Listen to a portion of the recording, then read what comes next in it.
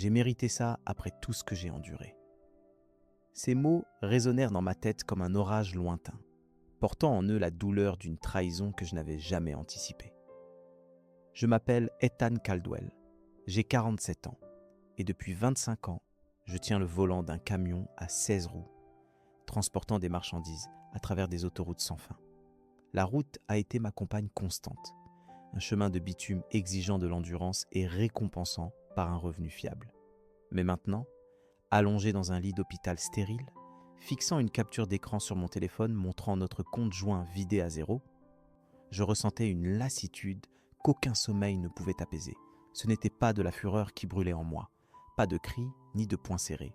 C'était une fatigue profonde, celle qui s'infiltre dans vos os et s'installe comme un hôte indésirable. Ma femme, Laura, avait siphonné chaque centime pendant que j'étais inconscient, luttant pour ma vie. Ce message, c'était sa seule excuse, comme si 2 décennies de vie commune pouvaient être effacées d'une seule phrase. J'aurais pu répondre par des accusations, des exigences ou des supplications. Mais je ne l'ai pas fait. J'ai simplement tapé un emoji pouce levé et envoyé. Rien de plus. Quand le médecin est passé cet après-midi-là, me demandant si quelqu'un viendrait me chercher à ma sortie le lendemain, j'ai hoché la tête et menti sans ciller. Oui, ai-je dit, la voix calme malgré le tumulte intérieur.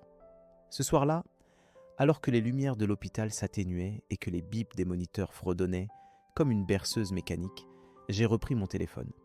J'ai appelé mon frère, Nathan, la seule personne sur qui je savais pouvoir compter sans poser de questions.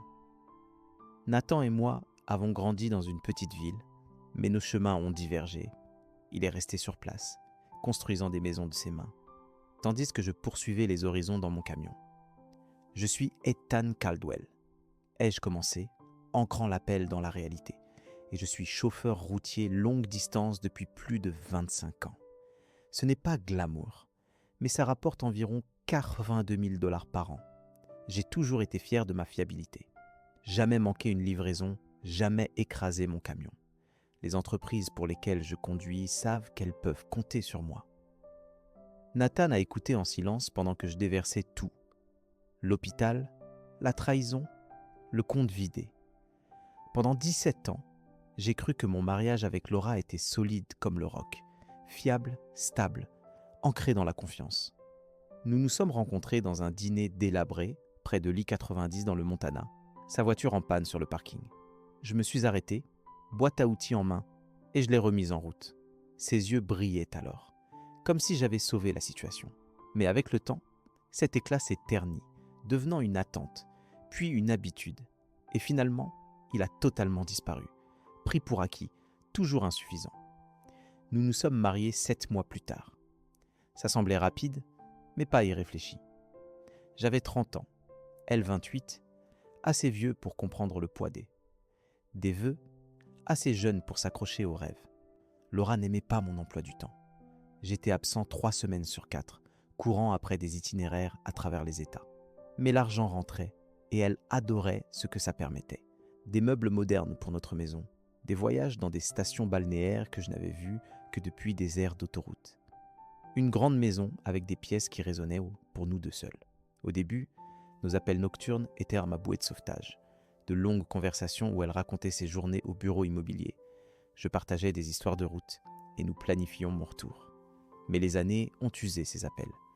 Des heures sont devenues des mises à jour brèves, puis des simples vérifications, et ces dernières années, juste des textos. Arrivé à Boise. Tout va bien. Avec le recul, les signes étaient évidents, comme des balises sur une carte. Elle a cessé de demander quand je rentrerai. Pendant les dîners, ses yeux glissaient vers son téléphone sous la table. Les mots de passe de nos comptes ont changé pour des raisons de sécurité. L'argent passait à des comptes plus avantageux. Des escapades avec des amis que je n'avais jamais rencontrés. Mais je lui faisais confiance. Le mariage l'exigeait, non ? Une foi aveugle. Il y a 4 mois, quand les taux ont chuté, j'ai refinancé notre maison pour réduire les paiements. Laura a dit qu'elle était trop occupée au travail pour signer. Alors je l'avais fait seule. Mon score de crédit était solide à 790 contre 620 pour elle. Donc ça semblait logique de mettre la maison à mon nom. Elle n'a même pas jeté un œil au papier après. Je pensais sécuriser notre avenir. J'ignorais que ce serait mon filet de sécurité dans la tempête à venir. Les douleurs thoraciques m'avaient gêné pendant des semaines avant ce jour sur l'I-25 près de Cheyenne. Je les avais ignorées, les mettant sur le compte du stress, trop d'heures au volant, trop de mauvais café dans des dîners crasseux. Mais le déni a ses limites.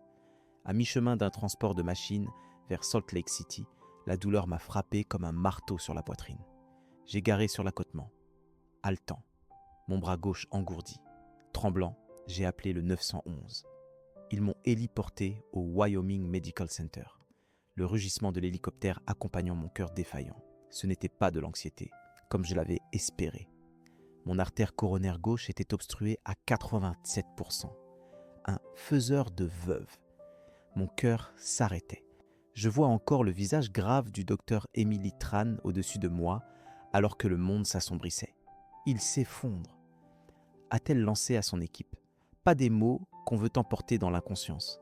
3 jours plus tard, je me suis réveillé avec la brûlure d'une intraveineuse, la douleur du site du cathéter et un nouveau stent maintenant mon artère ouverte.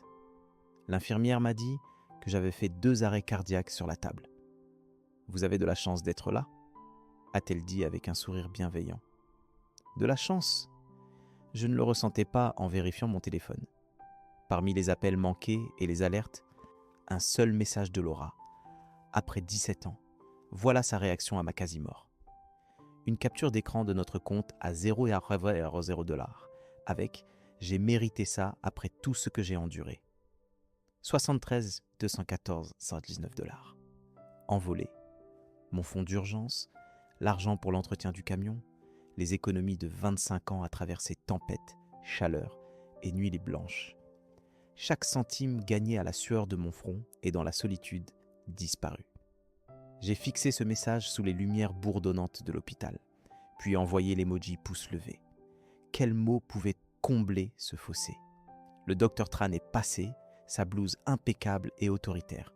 Elle a insisté sur le repos, l'évitement du stress et pas de conduite pendant 8 semaines pour laisser le stent s'intégrer.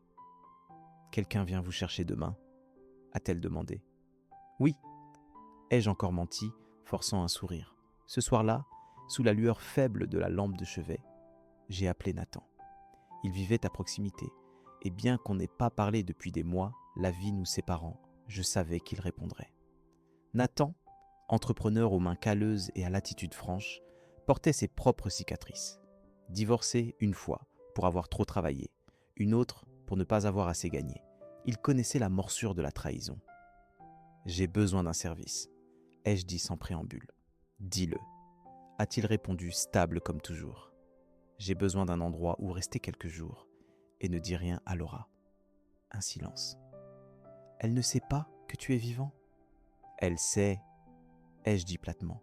« Elle ne sait juste pas que je ne rentre pas à la maison. » Nathan est venu me chercher le lendemain matin, m'installant dans sa chambre d'amis comme si j'étais une cargaison fragile. La pièce était simple. Un lit, une commode, une fenêtre donnant sur son jardin calme. « Mange quelque chose », a-t-il insisté, posant un sandwich sur la table de chevet. La nourriture était la dernière chose à laquelle je pensais. Je ressassais la maison, le refinancement que Laura avait esquivé et le mandat médical que j'avais établi après l'AVC d'un collègue, laissant sa femme impuissante. Des démarches pratiques pas destinées à contrer une trahison, mais devenant mon armure involontaire. « Laura sait que tu es ici ?» a demandé Nathan, s'asseyant en face de moi. « Non », ai-je répondu, et on garde ça comme ça. Il a hoché la tête, sans poser de questions. « Elle a tout pris ?» J'ai confirmé d'un signe, avalant une bouchée du sandwich. Ça avait un goût de sueur, mais je mâchais mécaniquement. « Quel est ton plan ?» Me reposer. Ordre du médecin. Le sommeil m'a fui cette nuit-là. Je fixais les rotations lentes du ventilateur au plafond, repassant les changements subtils de Laura. Son téléphone incliné, loin des textos, des voyages soudains chez sa cousine à Denver, pendant mes longues courses. De nouveaux vêtements dans son placard, un nouveau parfum, des soirées tardives au travail. J'avais été aveugle, enveloppé dans la confiance, mais maintenant, je voyais clair. Le 3e jour chez Nathan, un texto est arrivé de notre voisin, Tom Hargrove. « Je ne t'ai pas vu. Ça va ? Laura a un type chez vous. » Je l'ai laissé pénétrer sans répondre.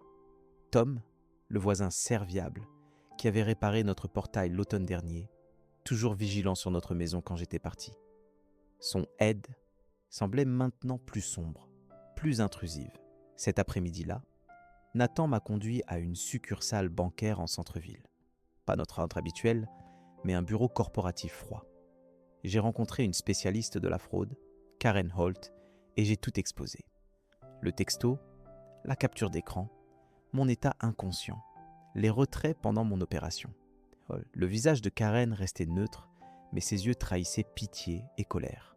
« Monsieur Caldwell, nous pouvons lancer une enquête pour fraude, mais les comptes joints impliquent un accès égal, donc c'est compliqué. »« Je comprends ?»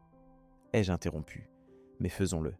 J'ai des dossiers hospitaliers prouvant que j'étais inconscient. » Elle a hoché la tête, tapant rapidement.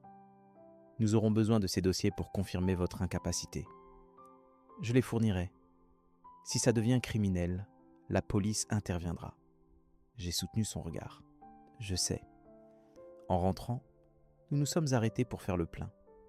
Je suis resté dans le camion, regardant un père acheter des glaces pour ses enfants rieurs dans le magasin. Main collante, joie pure, un monde à part du mien. « Tu veux quelque chose ?» a crié Nathan. J'ai secoué la tête, perdu dans mes pensées. De retour chez lui, j'ai passé 3 appels. D'abord à mon répartiteur, Mike Torres, pour un congé médical prolongé. 25 ans m'avaient valu ça. Ensuite, à la coopérative de crédit pour mon compte secondaire. Enfin, à l'ami avocat de Nathan, David Rees, spécialisé en droit familial. J'ai besoin de savoir où j'en suis, maison, compte, tout. Ai-je dit, David a fixé un rendez-vous pour le lendemain. J'ai ouvert mon ordinateur, vérifiant des comptes dont Laura ignorait l'existence. Une assurance invalidité pour 65% de mon salaire pendant 1 an si je ne pouvais pas conduire. Un petit fonds d'investissement que j'avais cultivé discrètement, non pas par secret, mais parce qu'elle trouvait les finances ennuyeuses. « Occupe-toi de l'argent, » disait-elle. « Je te fais confiance. » En vérifiant les soldes, Laura a envoyé un texto. « Où es-tu ? Ton camion n'est pas au dépôt. Ils t'ont dit que je suis passé. » Je l'ai ignoré. 10 minutes plus tard, « Ethan, c'est ridicule. Tu ne peux pas disparaître. Il faut qu'on parle. » J'ai retourné le téléphone. Nathan a jeté un œil depuis la cuisine, cafetière en main. « Elle te contacte ? » ?»« Ouais. »« Tu réponds ? » ?»« Pas encore. Ce soir-là, j'ai appelé ma nièce, Lily, la fille du premier mariage de Nathan.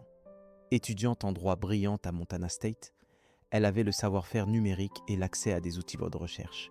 « J'ai besoin d'aide. » ai-je dit. « De quel genre ? » Des dossiers financiers et une femme qui pense être plus maligne que tout le monde. 2 jours plus tard, Lily a rappelé, excitée. « Oncle Ethan, Laura a un autre compte à Western Plains Credit Union. » Je me suis affalé dans un fauteuil. « Combien ? » 142 876 $. Le chiffre m'a frappé comme un camion. Depuis quand ? Ouvert il y a 20 mois. Dépôt sous 9 100 $. En dessous du seuil de déclaration IRS, une dissimulation délibérée. Et encore, a-t-elle ajouté, des papiers bruissants. Les dépôts correspondent à tes longues courses. De l'argent quand tu es parti, rien quand tu es là. Mes mains tremblaient. Qui d'autre y a accès ? Tom Hargrove, ajouté comme utilisateur il y a 7 mois. Tom, le voisin serviable avec notre clé de secours, qui a construit notre garage l'été dernier pendant mes trajets. Lily, vérifie les frais d'hôtel, les cartes, tout ce qui est lié à Tom. Déjà fait, Hilton à Denver il y a 4 mois. Tu étais à Phoenix, selon tes journaux. La trahison s'est cristallisée, planifiée, calculée. Tom jouant le bon voisin, tout en étant impliqué avec ma femme. Laura détournant de l'argent pendant que je luttais pour ma vie. Je me suis levé, la détermination se solidifiant. Et ensuite, le visage de David Rees était sérieux le lendemain à la table de cuisine de Nathan, des documents étalés. « La maison est cruciale », a-t-il dit, examinant le refinancement. « À ton nom seulement, avec la clause d'incapacité et ton attaque cardiaque, tu as une solide revendication pour la garder. L'argent volé ? Plus délicat. Les comptes joints impliquent des droits égaux dans la loi du Wyoming. » Il a tapoté les relevés. Mais le retirer pendant ton incapacité pourrait être considéré comme une exploitation d'un adulte vulnérable, surtout si c'est principalement ton revenu. J'ai hoché la tête, un espoir naissant. Si je demande le divorce, le Wyoming est un état de distribution équitable, mais avec son compte secret, le timing et l'implication de Hargrove, on peut pousser pour une meilleure répartition. Il a empilé les papiers. Je vais rédiger les documents. Pas de contact avec elle. Le lendemain, Laura est arrivée chez Nathan. J'étais seul, Nathan au travail. Sa voiture a fait crisser le gravier. Je me suis figé dans le salon, retenant mon souffle. La sonnette a retenti 3 fois, puis des coups. « Ethan, je sais que tu es là. Ton camion est à proximité. » Sa voix était pleine de frustration. « Tu ne peux pas te cacher. Il faut qu'on parle. » Je suis resté immobile. Elle a fait le tour de la maison, regardant par les fenêtres, frappant encore. C'est puéril. Sors. Le silence est finalement tombé. Je pensais qu'elle était partie jusqu'à ce que mon téléphone vibre. Je suis désolé pour l'argent. J'étais en colère. Tu as été distant. Je pensais que tu me trompais. J'ai vu le refinancement et j'ai paniqué. On peut arranger ça. Parle-moi. Son accusation de tromperie puait la projection. J'ai laissé le téléphone sans réponse. David a appelé le lendemain, la voix grave. Laura a engagé Susan Blake. Le nom a frappé fort.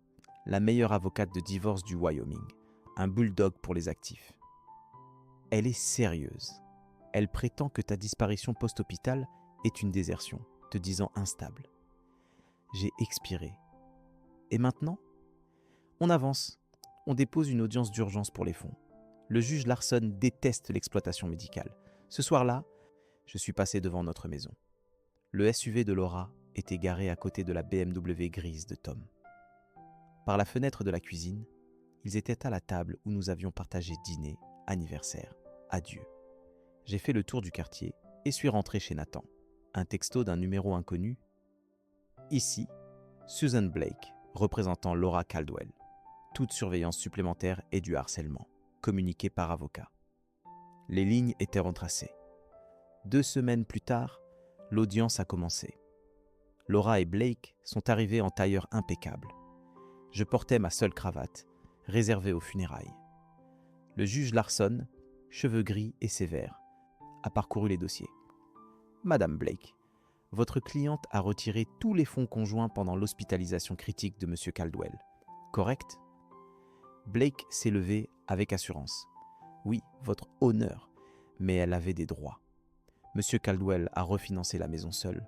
Trompeur. Larson a ajusté ses lunettes. On ne parle pas encore de la maison. Savait-elle son état ? Laura a chuchoté à Blake. Oui, mais elle pensait que le mariage était fini, se protégeant. Pendant qu'il était inconscient, Larson a feuilleté les pages.